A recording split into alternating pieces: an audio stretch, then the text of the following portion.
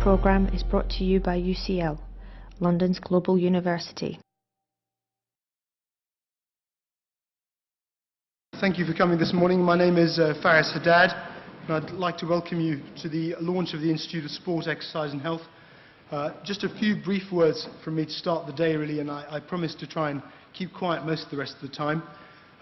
This is a very exciting day because this is a project that's probably been 10 years in its inception, but that's really accelerated over the last 2 years through links between UCH, UCL and the BOA, the British Olympic Association, many of whom are with us here today. So there's been a great deal of activity, for much of which I need to thank a lot of people who are here this morning, so many thanks to come as the morning goes on. I just like to say that this institute is hopefully in the infancy of something that's going to progress very fast. We're going to spend the morning focusing on two main aspects. The first part of the morning will really be looking at how the Olympics coming to London in 2012 is going to deliver some positive features to the public health agenda as a whole afterwards. And then we're really going to look at how sport and exercise medicine has developed and how academia and UCL in particular is going to be a driver towards Olympic gold and towards optimizing performance as a whole. I'd like to thank all the speakers who are going to join us this morning. We'll introduce them one by one as they come, but I think what you'll see is that we have a mixture of the internal people who have done a great deal in this field over the years, Professor Monty Mython, Professor Hugh Montgomery, Mike Grocott, David Patterson and others, all of whom have had an integral part in the development of sport and exercise medicine, but now hopefully come together under one umbrella. We've got the British Olympic Association represented by Sir Clive Woodward, Marco Cardinale and others. We've got the EIS with Mike Loosemore and Ken Sommeren. We've got the new recruits to UCL, people who are a big presence in the sports medicine world, like Peter Hamlin, like Mike Loosemore, Richard Budgett, Ian McCurdy and others. And we've got some excellent external speakers, Stuart Miller and others who are joining us.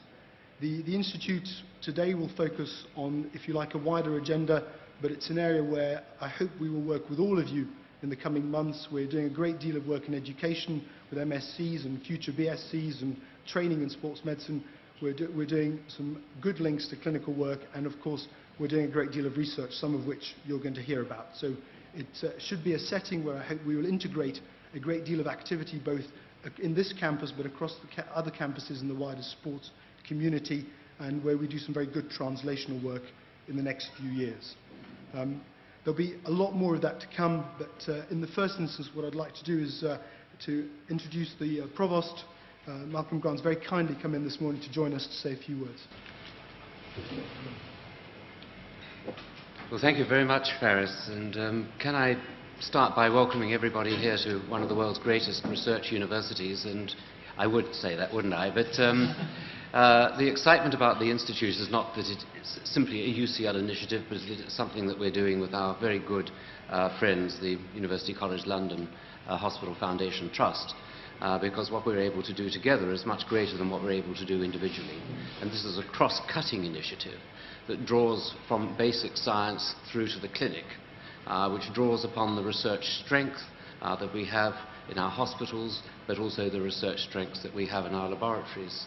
So far as we're concerned, we've been puzzling for the last 2 or 3 years as a university as to what our contribution might be to the Olympics and how we might also share in the legacy of the Olympics. It's a wonderful opportunity for London, it's a wonderful opportunity for education and for research. We anticipate, for example, that a number of our students will become volunteers. We have students who are fluent in many languages and will be able to provide that marvelous assistance that we saw in Beijing just 2 years ago when students flooded the streets and were hugely supportive to visitors to the Games. We're also able to offer accommodation in our student halls of residence that will be taking us back to the Spartan origins of the Olympics. But the opportunities for the press and for others to relive their student lives with us at UCL will be quite a stimulus. We're proposing, and we've been in discussions with LOCOG about a very special event that we will hold here in the days immediately before the launch of the Games, which will be on a neuroscience theme of what makes a champion. and bringing in some leading neuroscientists from around the world to address this particular issue. It's a phenomenal opportunity to bring together state-of-the-art neuroscience with sport and the notion of championship and the understanding of what it is that drives individuals to excel in a way which makes them quite different from the rest of us. So the Institute of Sport, Exercise and Health will be our way of doing these two things, of understanding in the first instance what it is that the Olympics can bring to London and to universities and to our research agenda, but then secondly what it is that we can do. What's the learning, what's the legacy from the Olympics in terms of research? It's an exercise that has clinical and basic science elements to it. Our function through the Institute is to marry these two together and to demonstrate what it is that world-class universities and world-class hospitals can do in tandem.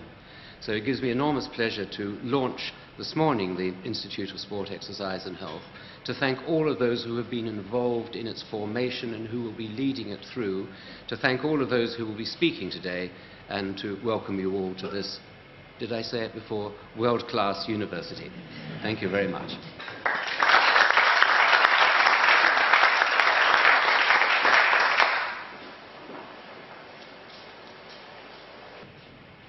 Thank you very much, and we'll start off the first session based on the Olympic legacy by introducing Richard Budgett. Dr. Budgett really needs no introduction. He is the Chief Medical Officer for LOCOG. He's been Chief Medical Officer for the British Olympic Association for a number of Olympic Games. He's well known to you as an Olympic gold medalist, elite doctor, and generally extremely good man. And he's going to tell us about 2012 and beyond. Well, I've been asked to speak to the theme of 2012 and beyond. Well, I thought I'd go back, first of all, a good 10, 15 years, where many of us were involved in that struggle to get sport exercise medicine recognised as speciality.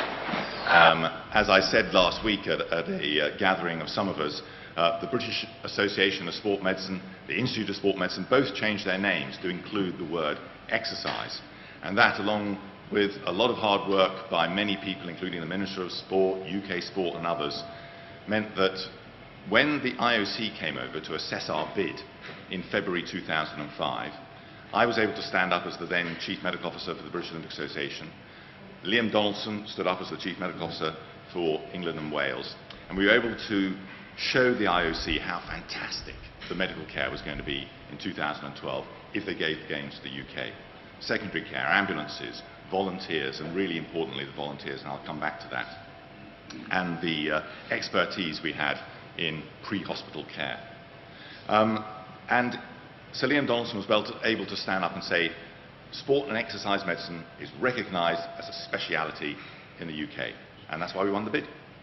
So that's where it is. Since then, about 2 years later, we started training registrars in London, and several of you are here, graduated through as consultants in sport and exercise medicine. I chair the STC for the first few years, and now Mike Loosemore, my colleague, has taken that over. We've got a faculty of sport and exercise medicine. We have a specialist advisory committee. So, you know, sport and exercise medicine is really on the map. Now, the other thing that was promised back then in the bid phase was a London Olympic Institute. And the idea of this was that it was going to have three pillars. One was sport and culture. One was culture and Olympism. The other was sport. And the last was an institute, a National Sport Medicine Institute.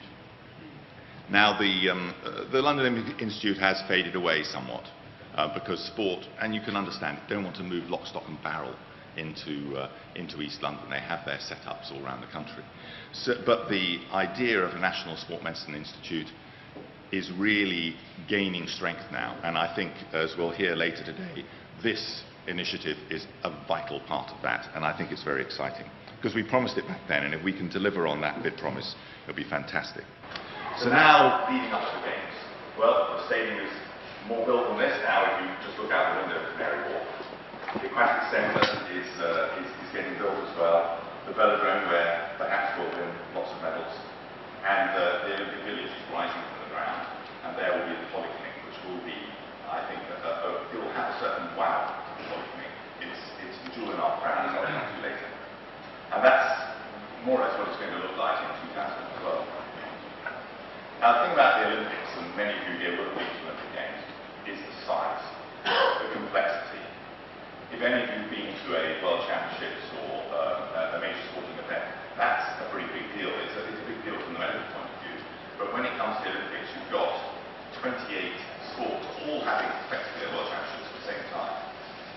so many disciplines, so many events, so many other things going on.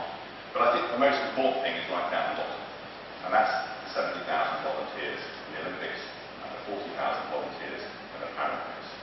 And whenever you talk to anyone who's been involved with the IOC, with the Olympics for many years, if you hear Jack Robb speak, he will emphasise the importance of the volunteers, that the fact that the whole of the Games, it depends on those volunteers, and it just sets the scene for a successful Games if we can get that right. And within that are 3,000 medical volunteers. And that, you know, our service, as I was saying earlier to someone here, our service at the Games will depend on those 3,000. And I will feel much more relieved when we know who those people are going to be. Just a bit more about the scale of the Games. The numbers of tickets, the number of rooms, all the sponsors, the workforce. In fact, when you add it all up, well over 250,000 people have some sort of official accreditation around their necks, and we're responsible for all those. So where is everything going to happen in 2012? Just to refresh you, it's more or less set now. The first week in Olympic Park is probably dominated by swimming and the track, but the other really important sports and hockey will be picking up. Then the soccer will be taking place all over the UK. And the most important sport will be Eton Dorney. Obviously we hope to win lots of medals in in all those three sports. And then some iconic venues, some really quite near UCH and UCLH. And this is where I think the Olympics will have a fantastic opportunity to showcase London. And then in the second week, track and field. Paul will be busy with his colleagues. We'll try and support you. And the other sports going on. The busiest week time for us is obviously the middle weekend, where both aquatics and athletics are taking place. And then down in the XL, we'll have a number of sports in XL, and the shooting just south of the river. So what about medical services? Well, the IOC, over the years, I mean, actually the Olympics in London will be my 12th Olympics. First as a competitor, and then as team doctor, then as chief medical officer, then the last two as a member of the IOC Medical Commission, and then finally in London. And it has become more and more sophisticated. The IOC have become more and more professional about ensuring there is good handover from one Olympics to the next. And there's a great big document this thick about technical services, and there's quite a big one on medical services, which is medical and anti-doping. And in there they really emphasise the importance of working with the healthcare community, and UCH is one of our 3 main designated hospitals, and no compromise on normal care, so that it is treatment as usual. We don't close whole wards and hospitals in order to be there just in case something happens to an Olympian or the Olympic family. And we have to, both in reality and in perception, show that care is carrying on as normal. Who are we looking after? Well, the athletes do take priority, and that's close to my heart. But we've got to care for all these other groups as well. There will be challenges, and we even for the first time the medical services have to look after the horses, so luckily we've got a vet working with us, so I don't have to worry so much about that. And then there's the competition venues. Now everyone imagines that's where it is. Now there are huge challenges with the Olympics and the competition venues, because you're in a goldfish bowl. That's where all the television cameras are. That's where anything you do is going to be instantly beamed all around the world. And we saw that tragically, didn't we, in Vancouver, with the death of the luge athlete. So even though in reality only 5% or so of our medical care of athletes will be delivered in the venues, we have got to get it right, because that is how people will judge us. So the venue medical managers are really going to be crucial to us to make sure that everything's running smoothly. We're very lucky to have David Zeiderman, who's hugely experienced in pre-hospital care and emergency services. So the sports medicine, myself in sports medicine and my colleagues with the emergency services, working to make sure that field of play is absolutely right. And we can be seen to be reacting immediately, as well as providing that immediate care. And we will get people, the whole aim is to get those individual athletes back on the field of play as quickly as possible. But the real jewel in our crown, where 95% of the care of athletes will be delivered, and of most of our other clients, is the polyclinic. It's going to be big. It's going to be 5,000 square meters, and that didn't mean much to me a little while ago, but that's quite large. We've tried, you can see, I won't read through all those things, you can see all the sort of services there are. There will be, there's some colleagues here who are involved with all the imaging. There's going to be quite impressive imaging, probably the shortest waiting time in the world. But we've focused on trying to get all the services that we think athletes need together. So on the first floor of the polyclinic will be sports medicine. We're calling it sports medicine rather than sport and exercise medicine for the service we're providing there. All the physical therapy modalities and podiatry and imaging, so the diagnostic ultrasound will be there.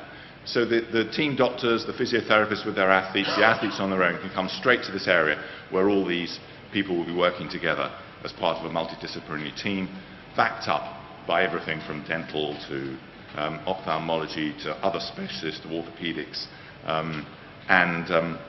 the IOC will have a major presence there as well. So I hope that sort of reflects the type of service that we are trying to provide in an institute, the sort of institute that's being started here. Obviously, in this case, focused on the care of elite athletes, trying to get them back to playing sport and competing as quickly as possible.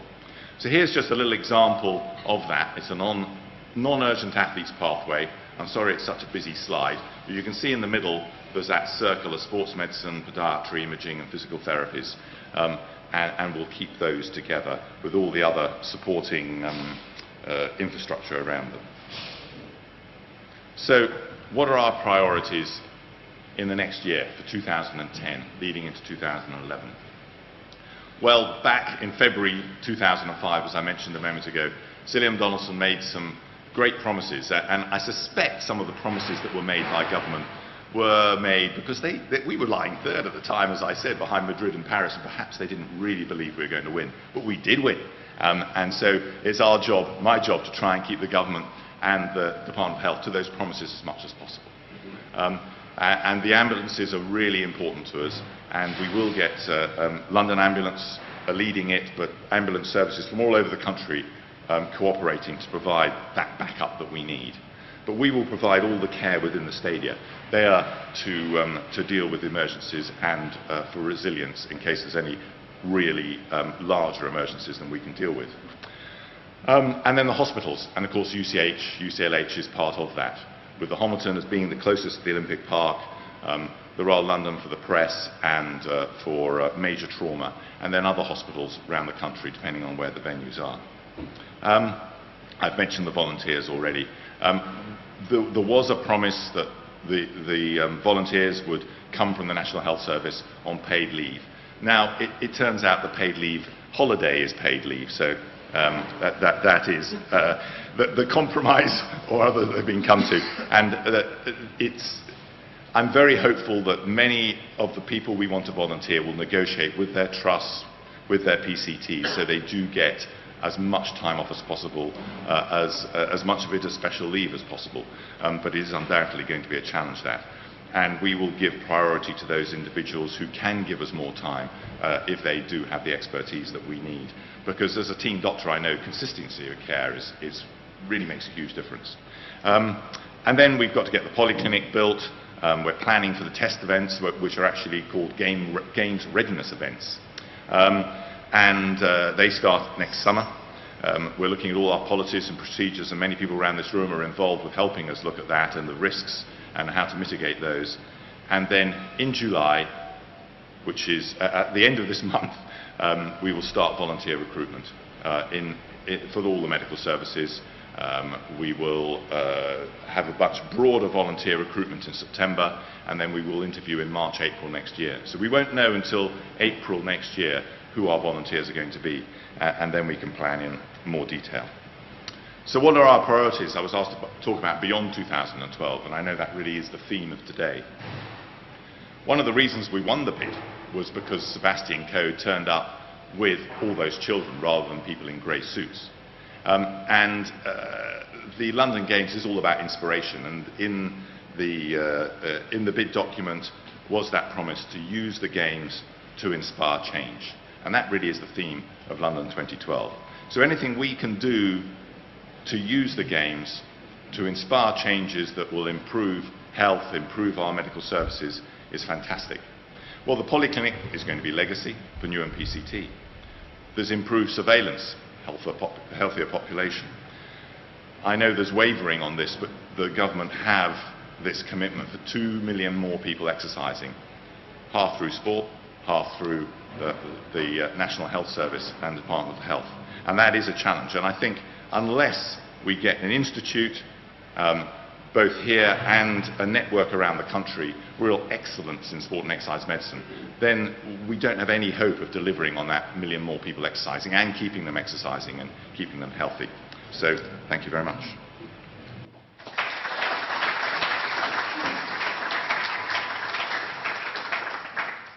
It gives me great pleasure to introduce Dr. Stuart Miller, who's here really on behalf of the Paralympics.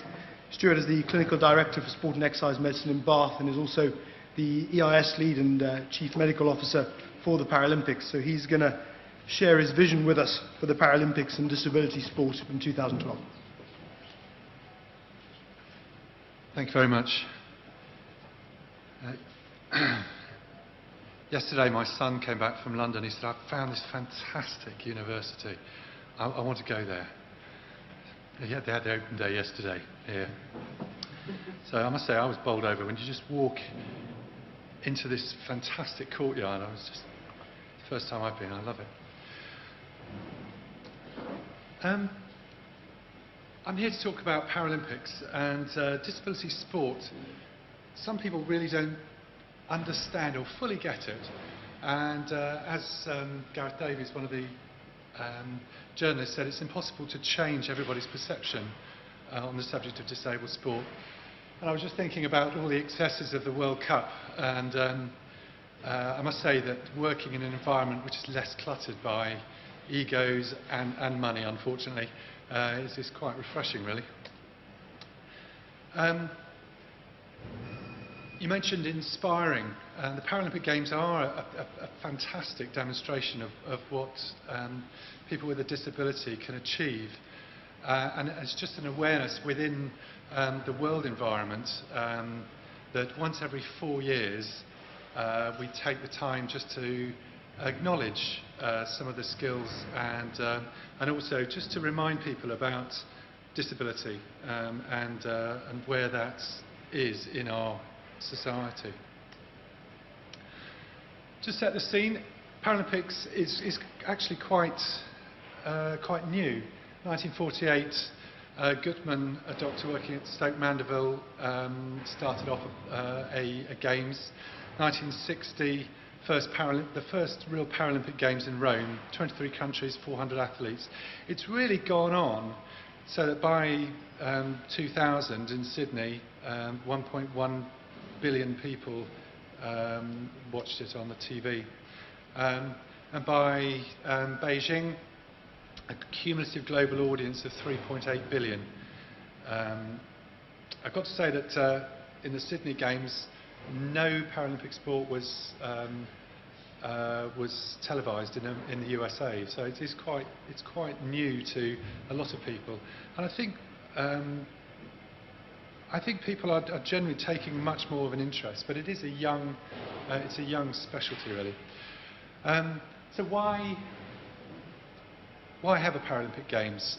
It is a fantastic spectacle, and having been lucky enough to be CMO in Beijing, it really was tremendous. It's a focus for achievement for disabled sports participation, which encourages that participation. It does promote sport for all, but particularly those with disability.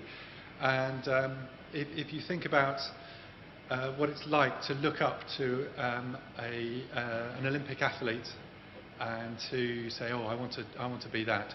If you're in a wheelchair, you can stare all you like, but you'll never ever achieve that, and you know you'll never achieve that. But this is something that people can aspire to. It showcases some of the sports, some of the absolutely fantastic. If you get a chance to see Wheelchair basketball is my favourite sport. It is just so fantastic. I love it.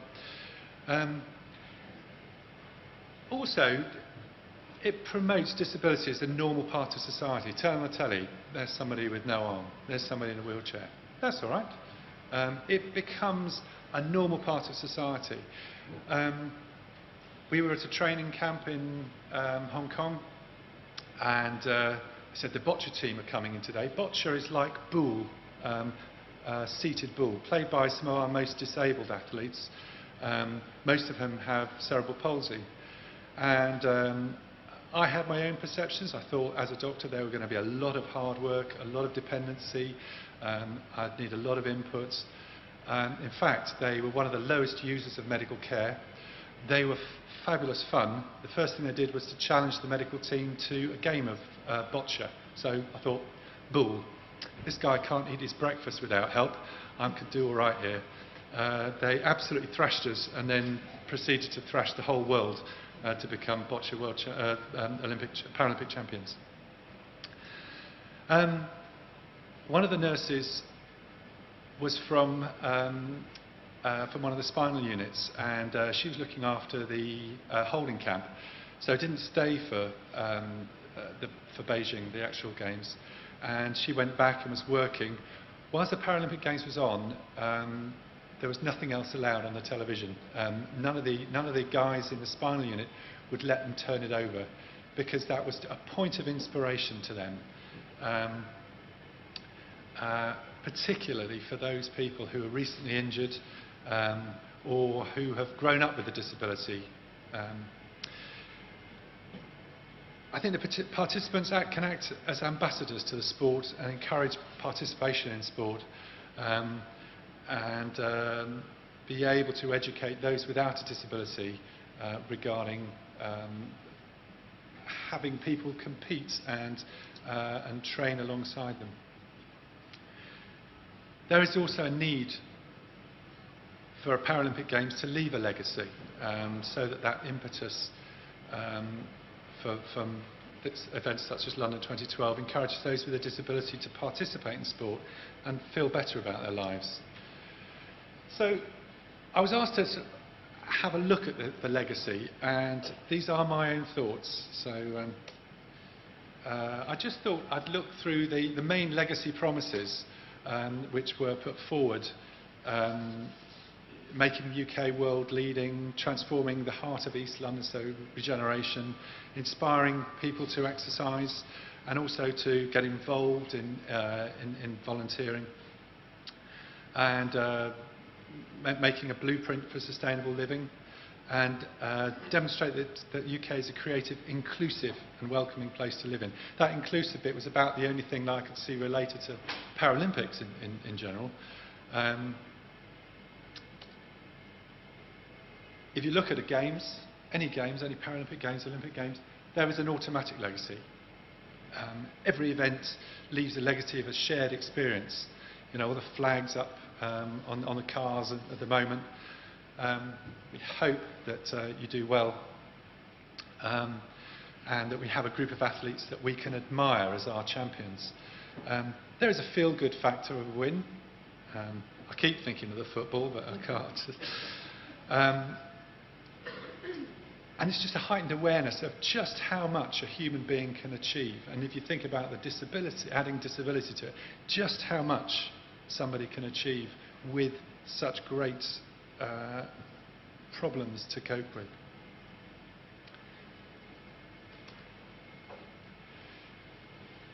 There is a problem in that being able to bring things like Paralympic. I'm talking as a Paralympic advocate, but bringing Paralympic sport into the forefront, and without that acceptance of Paralympic sport, it's difficult to push the legacy forward. I mentioned goals and aspirations. They have to be achievable. And if you're disabled from birth or through misfortune, you can't identify with able-bodied athletes. And it is such a powerful beacon for those with disability. What about a physical lasting legacy? What is London 2012 going to do for us? The first thing I thought was, if you're going to have a Games in London, access has got to be good. You've got to be able to get around. And in Beijing, all our disabled athletes they just loved it.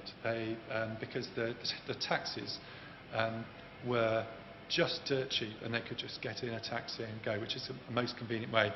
I met somebody on the aeroplane a month ago, an American lawyer. He said he spent £500 in the 4 days he was there in taxi fares. I don't know where he was going, but he was spending a lot of money.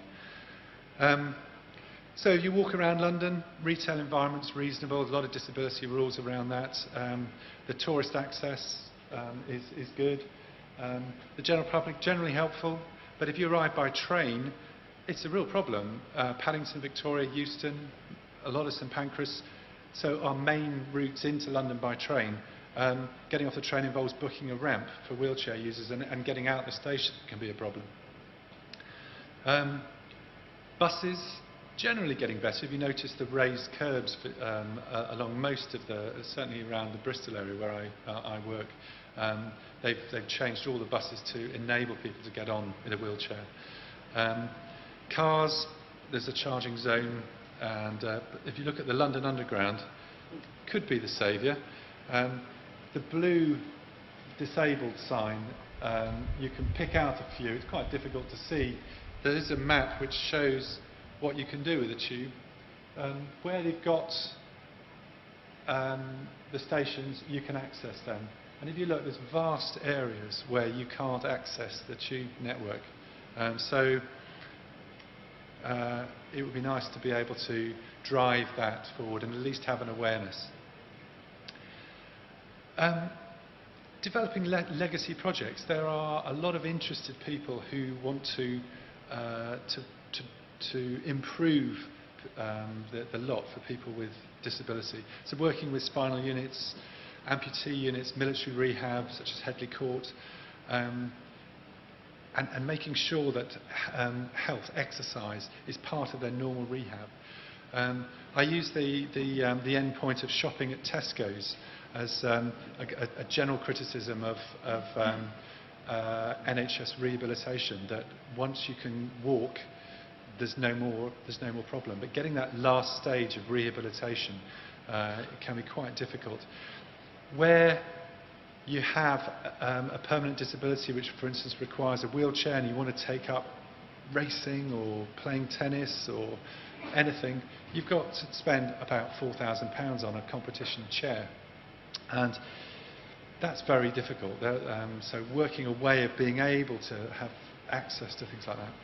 So access to sports facilities, some of the health and safety regulations can get in the way. And if you've ever seen wheelchair rugby, you can see why people get concerned. I did ask one of them how he felt having had a cervical fracture which left him paralysed, quadriplegic, why he played wheelchair rugby. And he said, what am I going to do, break my neck? I've already done that. Break my leg? Can't really feel that. It doesn't seem to matter much.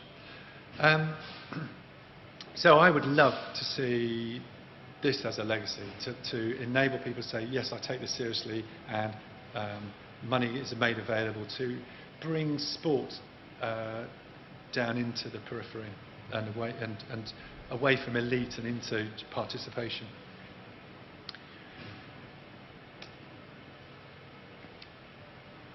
The concerns that I felt that the legacy might not be realised. Olympic sport is the big headlines, and potentially that there'll be a concentration on the majority. These games are the first fully integrated games, and a lot of work has been done for that not to happen. But it's worth thinking about. There are lots of legacy projects, and we might say, look at what we're doing, did a fantastic job, look at we've done everything. But actually, some of the more peripheral ones might get forgotten. A lack of vision or funding might not see things come to fruition. And just not really knowing what we really want to achieve in a specialist area like Paralympics. The problem, I live in a town with 23,000 people. There are, to my knowledge, 3 or 4 wheelchair users. That's not enough for a wheelchair basketball team. That's my key, wheelchair basketball team in every single place. That is a problem, lack of density of disabled people in the community to enable that pressure to do something. There's good and bad about major units attracting the funding. If they're big, the NHS, military rehab, spinal units, local authorities, disability sports groups, it has advantages, but we need to make sure that we don't forget sports participation and see where the Paralympics and exercise for disabled people comes in. This fragmentation of this funding and development of a Paralympic sport for people with a disability is just terribly important. For me, I think Paralympic sport is a very, very powerful demonstration of the positive role of sport and disability, and it does remind us of the place of people with disability in society. And I think any legacy should try and build on the role of sport in rehabilitation of those with the disability into activity and into our society. And everywhere where we see a barrier, be it attitude, equipment, access or prejudice, we need to put something in place to overcome it. Thank you very much.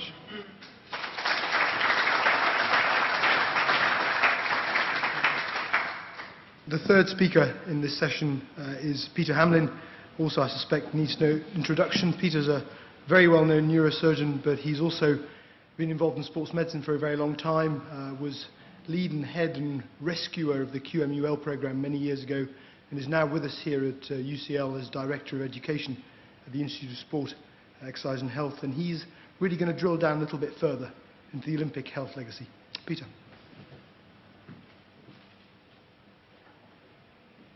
I'd like to start with some more thanks. One way or another, most of you in this room, I think, have probably had a role in this institute forming.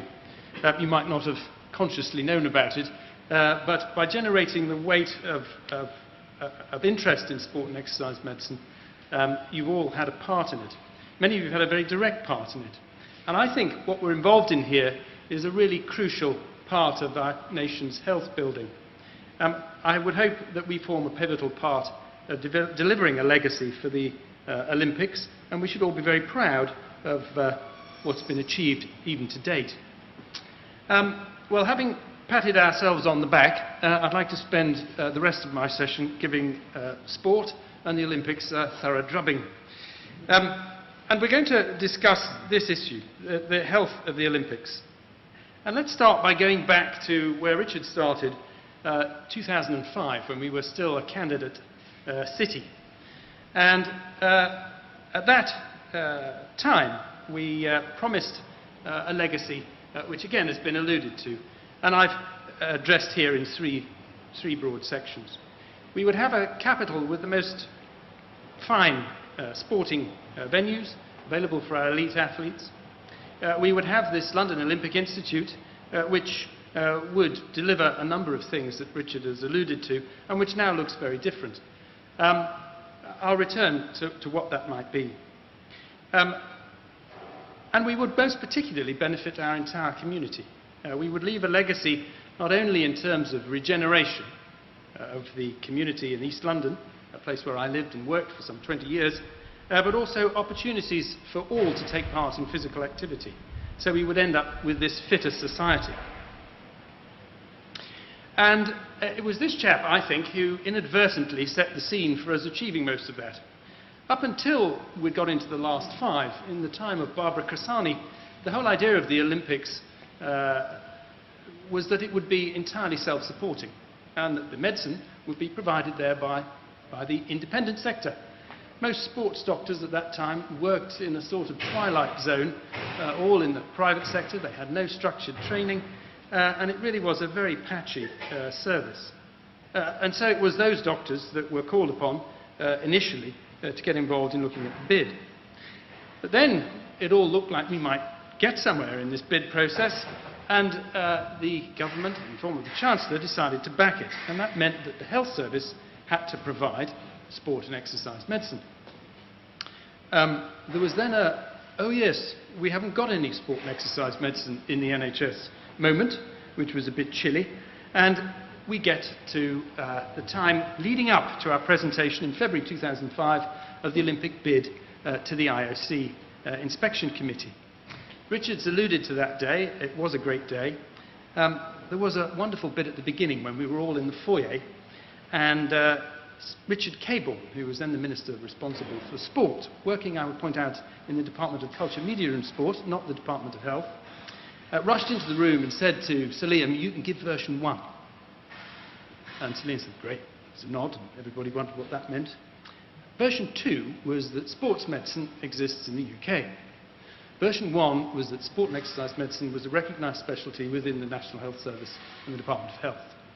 What Richard Cabourn had achieved in those few weeks in the build-up to this bid presentation was the recognition of this entire specialty. And there are many in this room who had been working on that recognition for decades, getting nowhere. This guy, I think, has done more from his department for health than the rest of us have managed to achieve through the workings of the Department of Health over many years. We got to Singapore, we won the bid, and then all of these things followed. We had a faculty formed by the Royal Colleges, a curriculum developed by Mark Batt, an STC, which Richard referred to, chaired by him, now Mike Loosemore. And by 2007, we'd already appointed about 178 people as fellows of the faculty. That was speed indeed. And this great conglomeration would not have happened if it wasn't for our success at that bid. And here we have two huge institutions, University College London and University College Hospital London. Neither of these would have found sport and exercise medicine interesting if it were not for the Olympics. They now find it hugely interesting, and they are hugely powerful organisations. University College Hospital is the premier trust in the country, voted number 1. University College London is ranked 5th in the universities of the world. Its research lead gives it more power than any of our other British universities. It's an extraordinary pair of institutions to find, now focused on sport and exercise medicine. And it has two very important allies. In the Olympic Medical Institute, Science Laboratory is already located here, and the English Institute of Sport in London is providing its clinics here.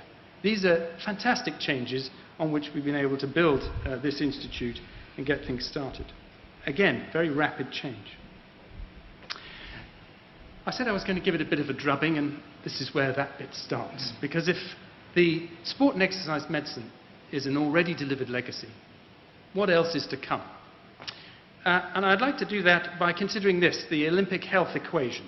What are the gains that we're going to have? The pros minus the cons. And by the time you've ended this section, can we answer the question, do you really want an Olympics? Are they good for the world's health? Well, certainly inactivity is a very dangerous thing. It's associated with a bewildering and an expanding number of disorders, everything from strokes and heart attacks to cancer. It's important also to separate out inactivity from obesity. And I think if Sir Liam Donaldson had his time over again as Chief Medical Officer, he confirmed with me that he would probably have taken a different strategy. Instead of talking about diet and obesity, it would have been inactivity, or the power, in other words, of exercise. There's some figures just about myocardial infarction from the British Heart Foundation, where you look out what are the independent variables. And there's a great association, of course, between obesity and inactivity, but it's actually the inactivity that kills you most of the time.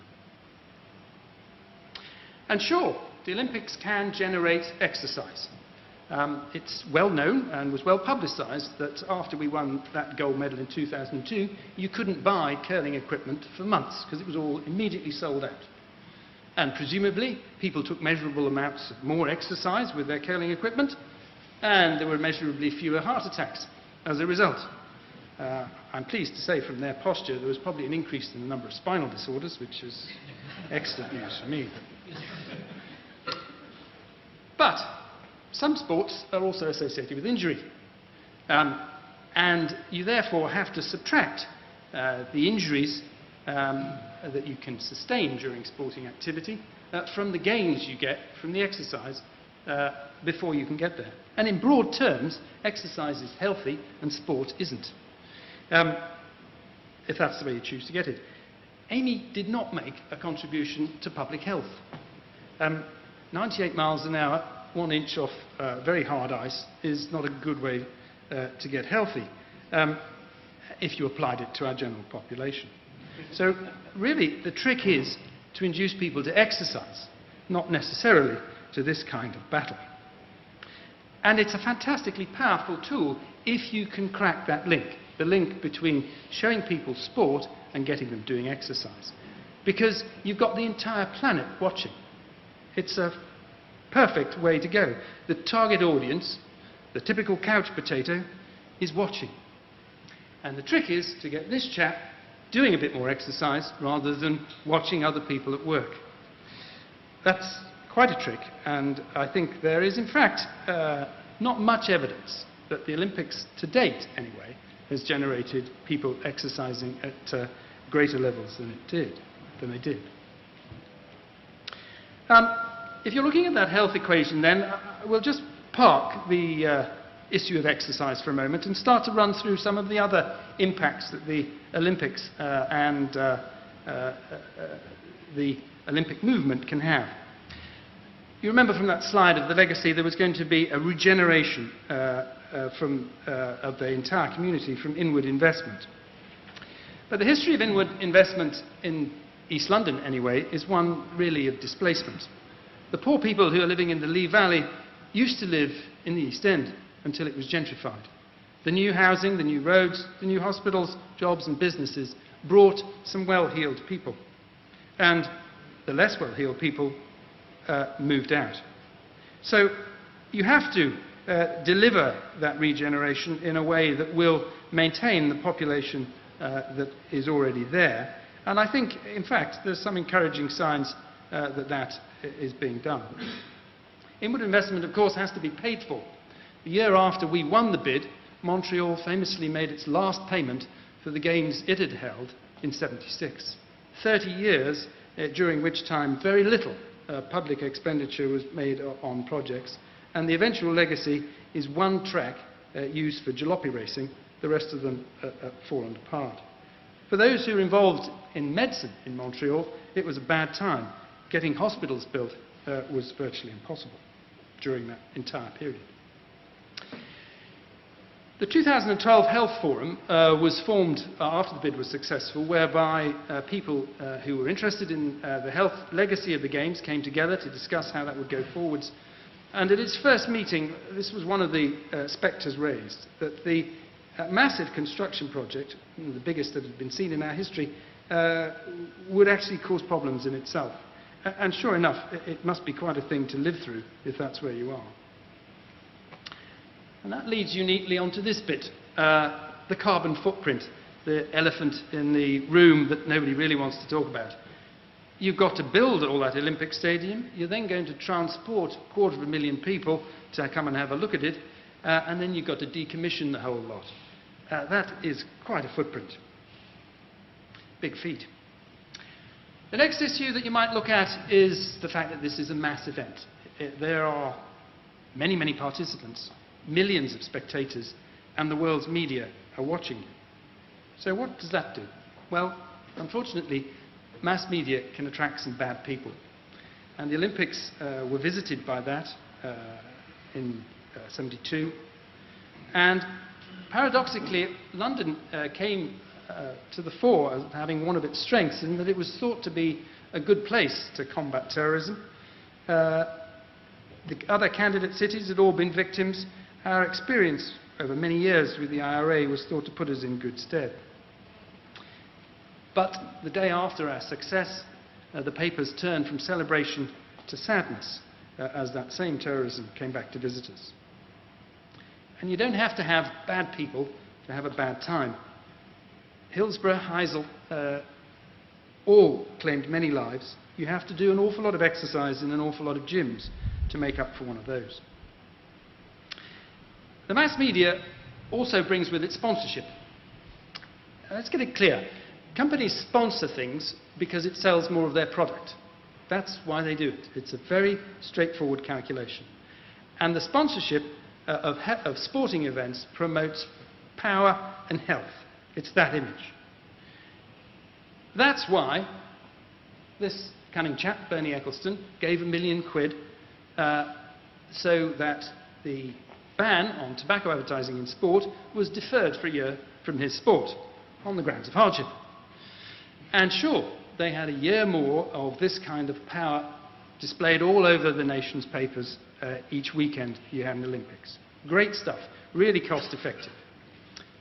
Even more cost effective when the scandal broke and Bernie was interviewed, and he said that he was very proud to have given £1 million to the Labour Party, which of course obliged the other chap to give it him back.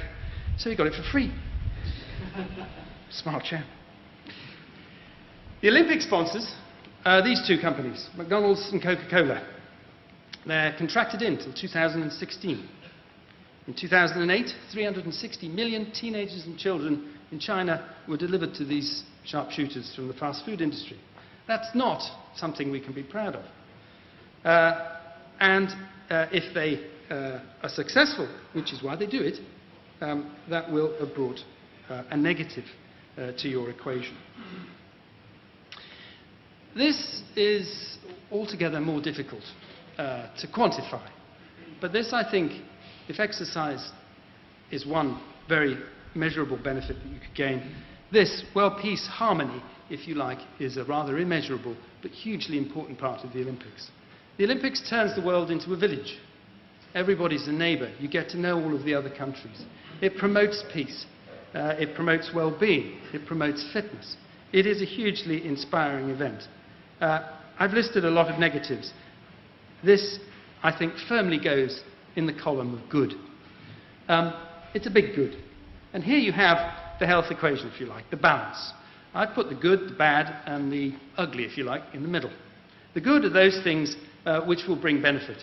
If you can convert your nation into a nation of exercises, if you can hit 2 million more exercises, that's really good. Sport and exercise medicine, I've put that in a good column. There aren't enough of it, enough sport and exercise doctors to have done much good, but if they carry on and develop, then I think they will firmly deserve their place there. They keep people exercising who might not otherwise be able to. And world harmony, I think, firmly belongs there. The bad column, it's got more in it, it's more measurable, it's more definite, and it's certainly what people see, look at and wave at you when you're trying to suggest that the Olympics are a good idea. And as I've said, in the middle, you've got some slightly dodgy ground when you start talking about regeneration in sport. I hope you all have your own ideas as to which columns you'd put those things in and what their relative merits might be. And I'd like to spend our panel discussion talking about those issues. Well, that's what we want to do. You can't see it. It's the fat man on the board. If we can get that going, we'll all be in a job, and he might be a bit fitter or unfitter, depending how it goes. To find out more about UCL, please visit us at itunes.ucl.ac.uk.